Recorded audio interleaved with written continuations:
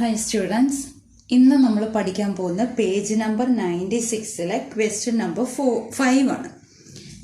ഇവിടെ ഒരു ട്രയാങ്കിളിൻ്റെ, അതായത് ഒരു ത്രികോണത്തിൻ്റെ 3 വശങ്ങൾ തന്നിട്ടുണ്ട്. പക്ഷേ ഈ വശങ്ങൾക്കൊരു പ്രത്യേകതയുണ്ട്.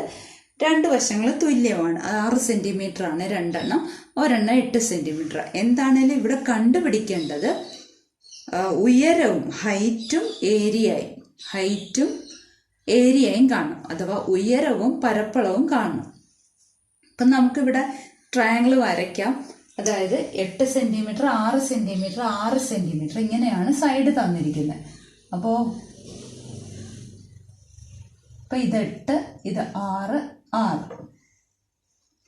നമുക്ക് ഉയരം കാണണം. അപ്പോൾ ഉയരം കാണുമ്പോൾ നമുക്ക് ഇതിനെ എച്ചായിട്ട് എടുക്കാം.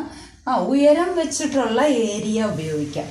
അതായത് half into base into height എന്നുള്ള ഇക്വേഷൻ, ഏരിയ കാണാനായിട്ട് half into base into height എന്നുള്ള ഇക്വേഷൻ ഉപയോഗിക്കാം. ഇനി 3 വശങ്ങൾ തന്നിരിക്കുന്നത് കൊണ്ട് നമുക്ക് ഏരിയ കാണാം, പക്ഷെ ഹൈറ്റ് കാണണമെങ്കിൽ പിന്നെയും ഈ ഇക്വേഷൻ തന്നെ ഉപയോഗിക്കണം. അപ്പോൾ അത്രയും റിസ്ക് ഇല്ല ഈ ഒരു ഇക്വേഷൻ ഉപയോഗിച്ചാൽ.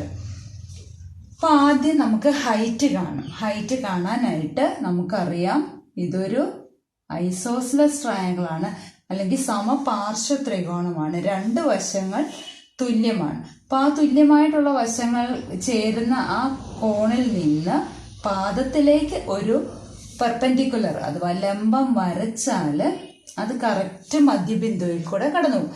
അപ്പോൾ ഇവിടെ ആകെ 8 സെൻറ്റിമീറ്റർ ആണല്ലോ, അതായത് ഓരോന്നും 4, 4 ആയിട്ട് അത് മുറിക്കും.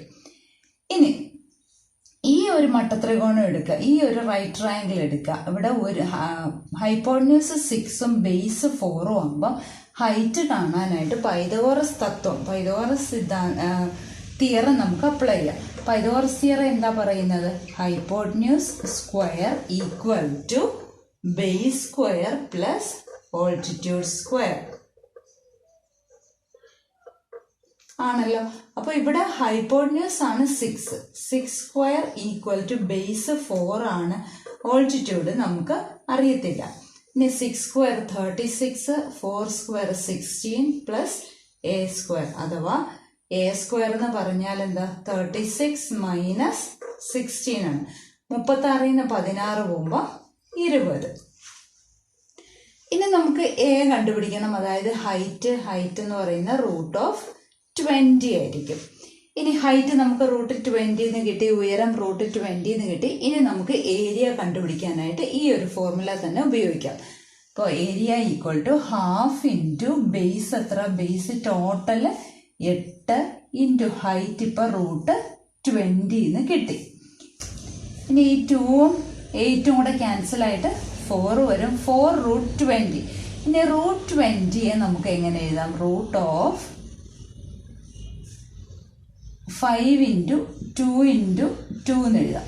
അല്ലെങ്കിൽ 2 2 ഇവിടെ വന്നു, 2 2 വരുമ്പോൾ അതിൽ ഒരു 2നെ പുറത്തെടുക്കുക. അപ്പോൾ 4 ഇൻറ്റു 2 ഇൻറ്റു റൂട്ട് 5 എന്ന് എഴുതാം. അല്ലെങ്കിൽ 4 ഇൻറ്റു 2 എന്താ? 8 റൂട്ട് 5 ആണ് ഇതിൻ്റെ ഏരിയ. 8 റൂട്ട് 5 ആണ് ഇതിൻ്റെ ഏരിയ. അപ്പോൾ എല്ലാവർക്കും മനസ്സിലായെന്ന് വിചാരിക്കുന്നു.